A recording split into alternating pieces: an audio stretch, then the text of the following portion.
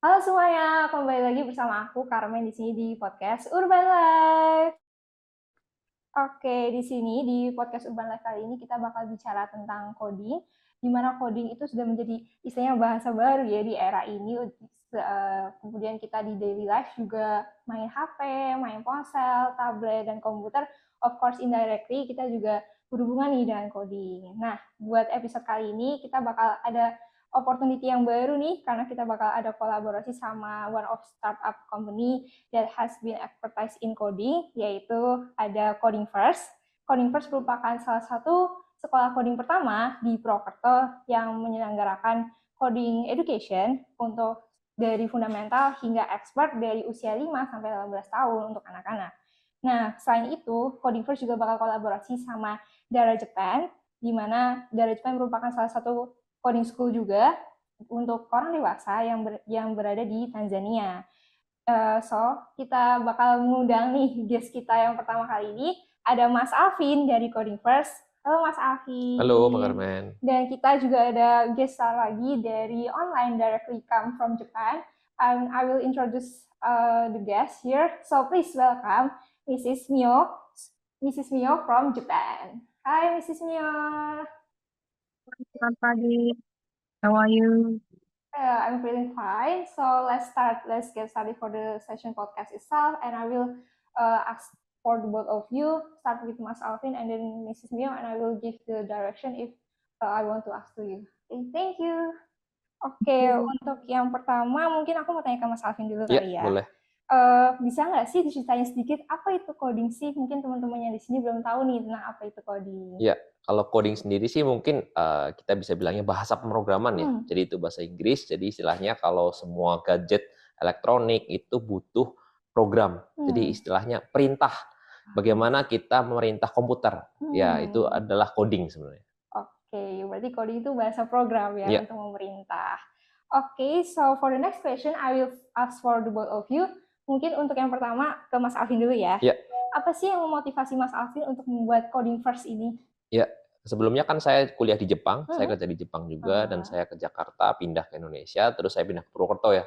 Saya ngerasa gap untuk pendidikan, terutama di bidang teknologi ya, yaitu coding, itu masih istilahnya tinggi sekali lah gapnya. Jadi istilahnya tidak seperti di Jepang atau di Jakarta. Makanya sih saya dan istri saya yang membuat sekolah coding ini untuk anak-anak di Purwokerto.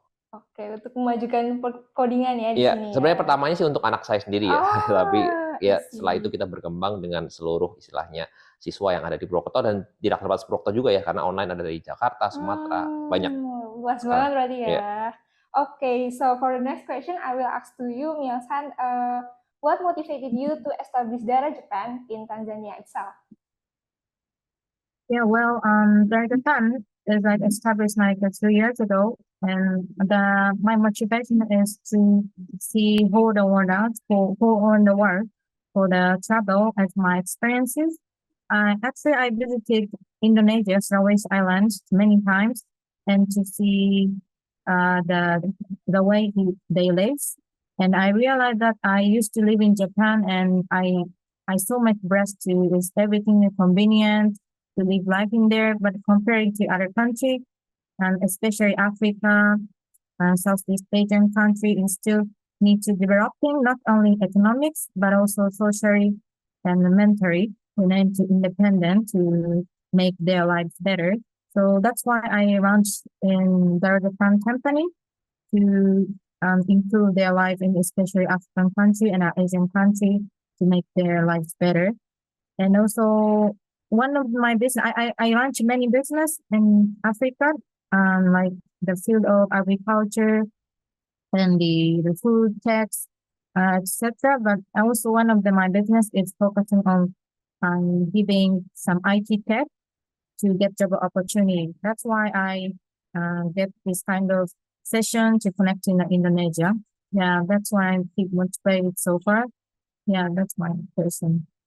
Oke, thank you for the explanation. Mungkin aku bakal jelasin dulu ke teman-teman yang lain, karena kita di sini misinya ini pengen nih kita buat sesuatu yang bisa bikin life better for the Tanzania itself, sama kita mau bakal ada kolaborasi juga di Indonesia, jadi mungkin teman-teman bisa menunggu nih kolaborasinya apa untuk bikin life better juga nih di Indonesia mengenai pemrograman juga. Okay, so for the next one, I will ask to both of you again. So for the first one, mungkin buat Mas Alvin dulu. Bisa nggak sih diceritain juga apa sih fokusnya kalau di coding first nih, bisnisnya di apa nih Kak? Kayak gitu. Ya, jadi kalau coding first sendiri sih kita pendidikan coding untuk anak-anak ya, tadi seperti udah disampaikan juga. Tadi istilahnya, tapi tidak selalu istilahnya harus bisa pro coding ya. Tapi kita lebih menggunakan kreativitas ya. Karena coding itu hanya sebagai salah satu tool untuk melatih kreativitas juga. Jadi mungkin kalau istilahnya belajar matematika gitu kan, itu bisa pakai sempoa. Nah, itu sebenarnya juga bisa pakai coding sebenarnya. Dan istilahnya ada outputnya. Jadi selama ini kan mungkin kalau anak-anak selalu main gadget ya, untuk main aja. Tapi sih gimana sih biar memotivasi anak bukan cuma untuk main, tapi bisa membuat permainan itu sendiri, games itu sendiri. Jadi sebenarnya nggak cuma main doang ya, semoga bisa buat nih permainannya. Okay, so for the next one is Mio-san. Maybe you can explain a little bit about what Dara Japan focus for business. Okay, so as I told you before, I'm focusing like all business to create job opportunity. Because here is so many young people even there, and they still have struggle with getting job and to give some this economically and independent to their ensure that the children and families. It's shortage of many things in here. So that's why I launched in the business to create some industries. Even like when we start a small industry, it's gonna be make some impact and slowly. And then I improve some of the business with them to hire, and then it's this kind of business is gonna be grow. And as much as possible, as many as possible, we can hire as many people in Africa, in their country. And about the IT business, I launched some IT boot camp for youth in Tanzania. Now there is like more than 20 students in there, and some of the students already find a job and getting some internship opportunity after doing this kind of boot camp. So I'm but still improving my boot camp concepts, how to do this for youth in Tanzania. There's some improvements for there. So yeah, so that's one of my business.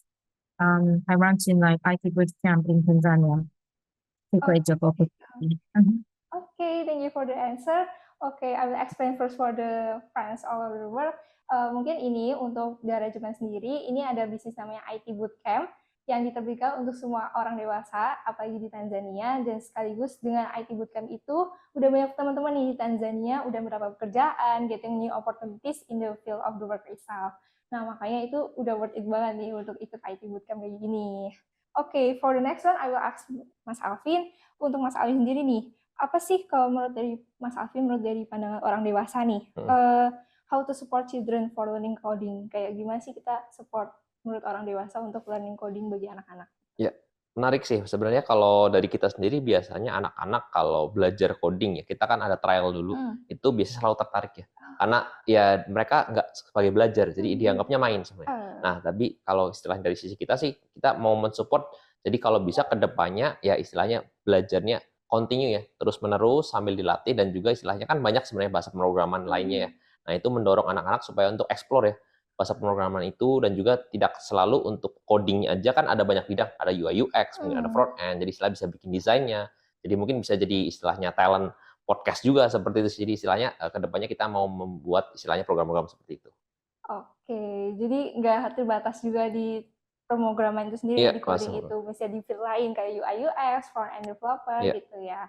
Oke teman-teman. Nah untuk selanjutnya, so for the next one I will ask you Myo-san. So the next question is, besides children, of course, students like us, like me, and young adults can also learn coding and take interest in learning coding. So from your opinion, how to start learning coding for young adults like us, like me, and for the university students who doesn't have any experience in coding itself?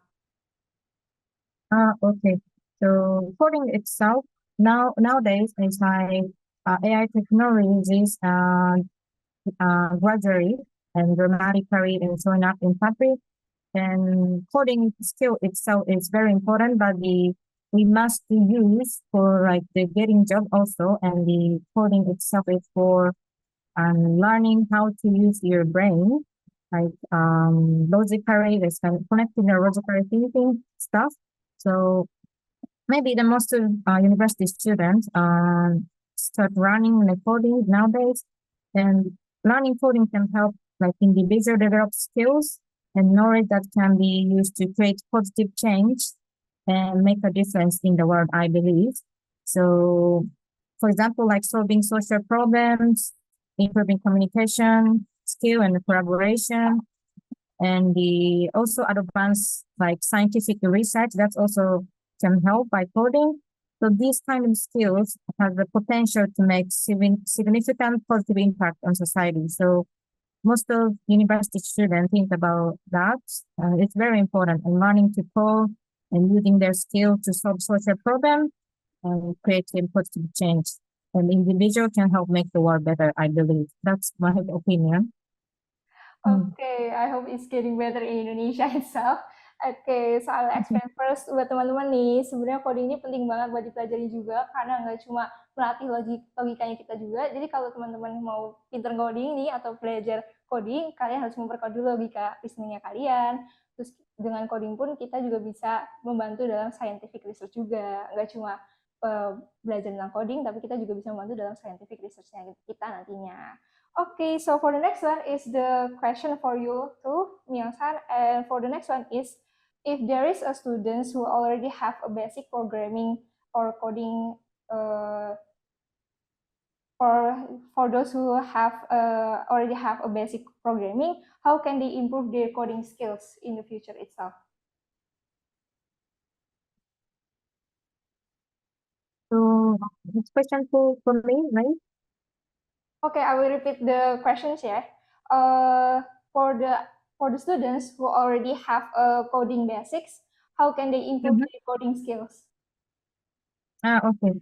So they people who already have basic maybe understanding programming and skill, maybe it's very important. Most important thing is practice. Just practice many times. Because in Tanzania also many students get this bootcamp opportunity, but they are very good at coding itself, and they develop some software application by themselves, maybe alone. But the thing is like it's working as team. It's like different story. They need to have we are experienced in practical projects to improve their communication skill, like working as team. So the best way to improve coding skills, maybe by practicing regularly and encourage students to work on coding projects, especially participating in coding challenges and experiment with different programming language and tools. So yeah, I'm just saying you guys just practice. It's very important. Okay, the important things to improve your coding skill is just practice and practice regularly. Oke, jadi buat teman-teman yang mau improve their coding skills, mau improve coding skillsnya kalian, jangan lupa untuk berlatih terus sampai mampus soalnya. Oke, untuk selanjutnya, so for the next one, I will ask for the both of you, Mas Alvin and Mrs. Mio, but I will ask Mas Alvin dulu ya. Untuk Mas Alvin, dari Japan and Coding First nih bakal kolaborasi nih. Bisa nggak sih diceritain kenapa sih mau kolaborasi sama Dara Japan? Sama gimana sih caranya untuk, kan kita ada barrier ya antara culture dan language-nya nih. Gimana cara bisa mempersempit tuh barrier itu gitu? Ya, menarik sih pertanyaan. Jadi sebenarnya kan awalnya Coding First itu untuk anak-anak ya, di umur 5 sampai 18. Kita paling gede sekarang sih SMP ya, sekitar 13 tahun murid kita. Nah, tapi saya ngerasa juga sih ke depannya kan anak-anak juga ada keinginan seperti tadi, gimana kalau udah ada basic coding, basic logika, mereka mau melatih skillnya lagi ya, mungkin bikin website, yaitu untuk istilah jadi UI UX atau front end engineer. Nah, di situ saya bekerja sama dengan Dara Japan yang udah melakukan ya course-nya ini juga, apalagi di Tanzania ya, yang ya lebih sulit dan lebih istilahnya tantangannya, challenge-nya lebih tinggi ya daripada di Indonesia sendiri ya. Karena kita tahu ya Tanzania itu lebih istilahnya mungkin tidak berkembang lah, lebih belum berkembang Indonesia. Karena di Indonesia udah banyak IT company, udah pekerjaan IT juga udah makin populer, seperti itu sih. Jadi karena itu ya saya juga ketemu Mio-sang kebetulan ya, karena waktu itu saya juga dikenalkan sama orang Jepang dan saya diskusi dan kita mempunyai visi yang sama ya.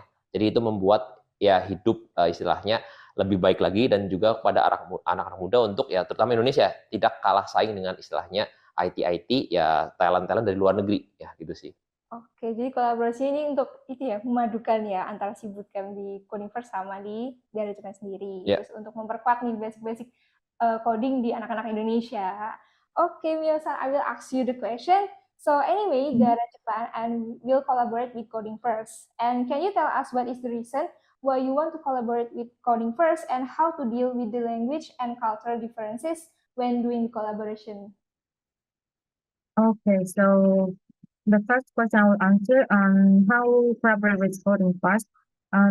Because of like so far I had launched IT Bootcamp already like 2 years ago. I started and I still struggle with how to manage this IT Bootcamp. It's trying to make it better and one of the guys introduced me as like the Indonesian. This is Alvin San. Alvin San already runs some bootcamp for young kids in Indonesia. And then I need to maybe I jump into this topic and I need to know how to collaborate with each other because here in Tanzania I just give opportunity for youth, especially university students and more than 20s already give opportunity, but on the other hand, I'm not handle with this for the kids with I bootcamp. So I was wondering if I can give opportunity to the like kids, like elementary school students, junior high students, also to the learn coding and IT bootcamp. So that's why I contacted the coding fast Arvinsat and we discussed how to collaborate with each other. That's the beginning to talk about this preparation and then as I talked to Alvin, I feel like some different culture between Tanzania and Indonesia. That is all. Feel like how to communicate with students. I think Indonesian people is very energetic, is very social people is many there, so it's for me, it's very easy to communicate with them. And on the other hand, Tanzanian people is a little bit shy and they don't try to show their feelings, their opinions in public. But once we get along with each other, they're very get used to communicate with me and other foreigners and other people and staff in the staff of Dara Japan. But it's take much time to communicate this deeply.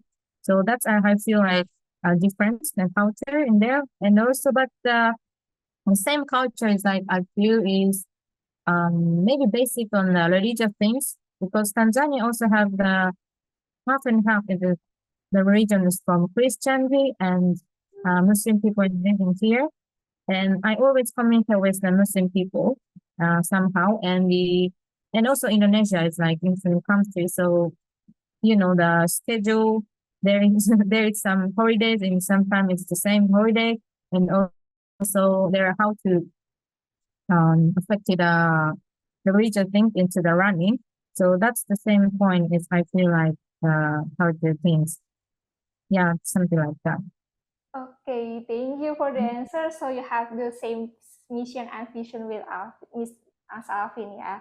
Oke, jadi teman-teman antara Mio-san dan juga Mas Alvin ini juga punya misi dan visi yang sama nih untuk memajukan orang-orang yang ada di Tanzania dan Indonesia di dunia perkodingan. Dan untuk masalah culture and bahasa differences itu jangan khawatir karena katanya antara Indonesia dan Tanzania pun ada culture yang sama loh. Terus katanya orang Indonesia itu juga energetik dan sosialnya tinggi banget nih. Nah, tapi kalau ketemu orang Tanzania yang shy atau suka malu-malu gitu, nggak usah khawatir karena orang Tanzania pun kalau udah berkenalan nih sama kita itu juga pasti langsung akrab. Jadi teman-teman nggak usah khawatir kalau misalnya nanti ada kolaborasi antara dari Japan dan Codingverse. Okay, so for the next one, I will ask to you, Miss Mio. So for the next question is, do you think learning coding can help someone to improve the world and have a positive impact in the society? Yes, absolutely. As I told before, maybe I already mentioned, but learning coding can help individuals develop skills and knowledge, and not only technologies also like how people who are and like they used to create positive change and make a difference in the world. I believe that. And improve communication skill and collaboration. And also, as I mentioned before, solving social problems very important. Like coding, it can use for like social problems such as poverty, healthcare, education, and environment issues. There's so many startups launching to solve the social problem. It's a must and mandatory using a coding and IT tech itself. So yeah, of course, absolutely, coding can help. Oke, absolutely ya. So the coding will help the society itself.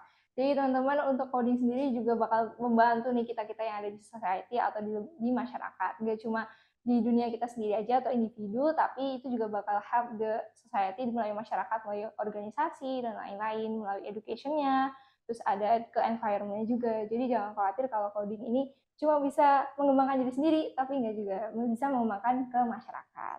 Okay, so for the next question, I will go for the both of you, but first I will go to Mas Alvin.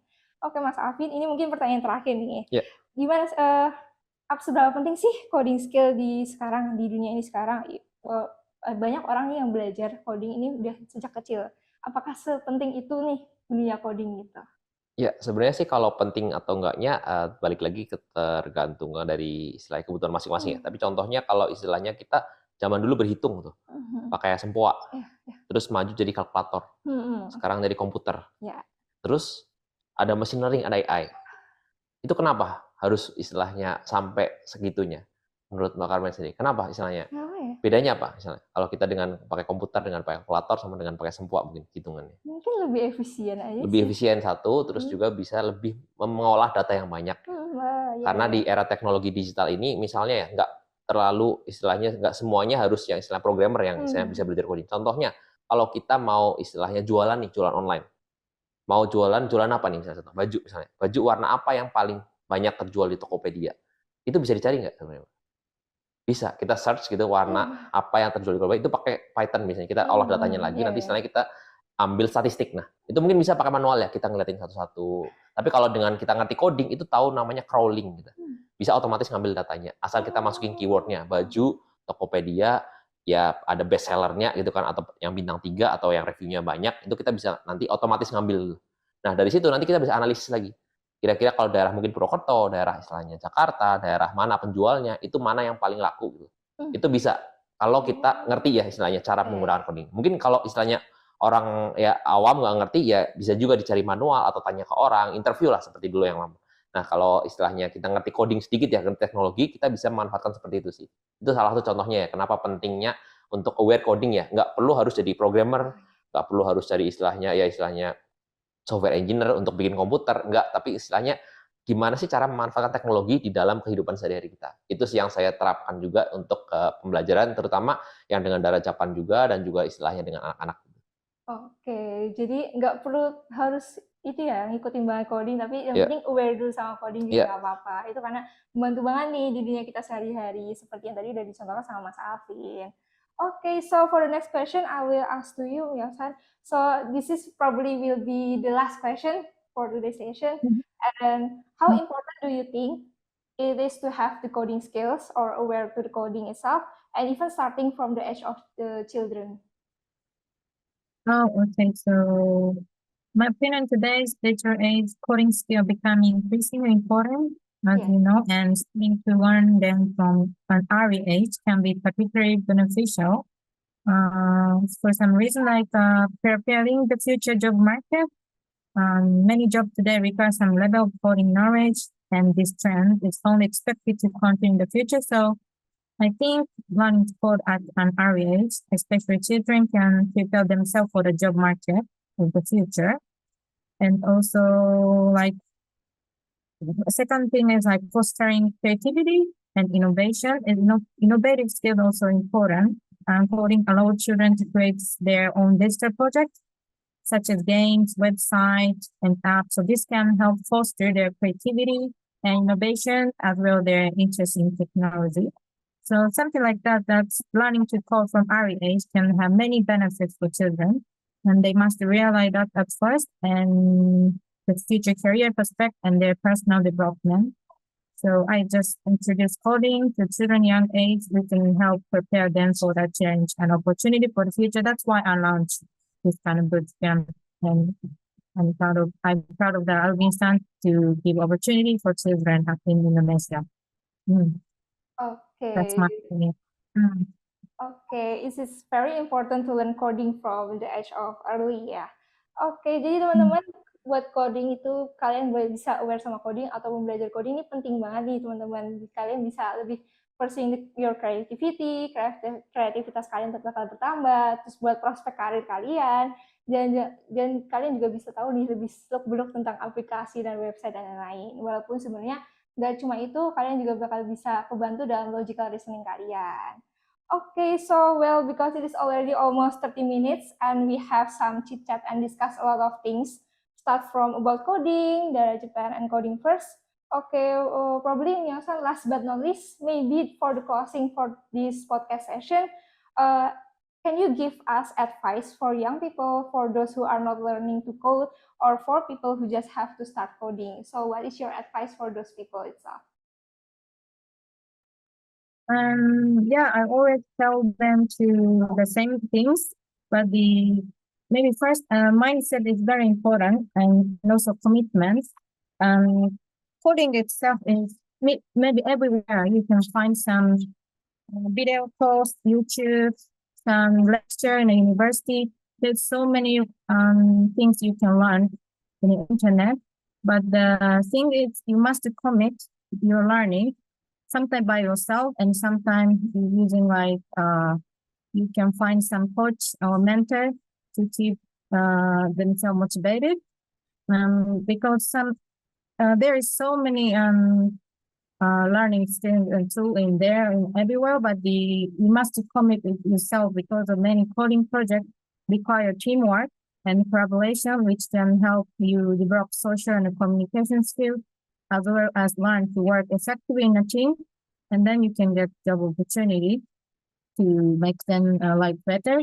So sometimes depend on others, but the thing is mindset and commitment.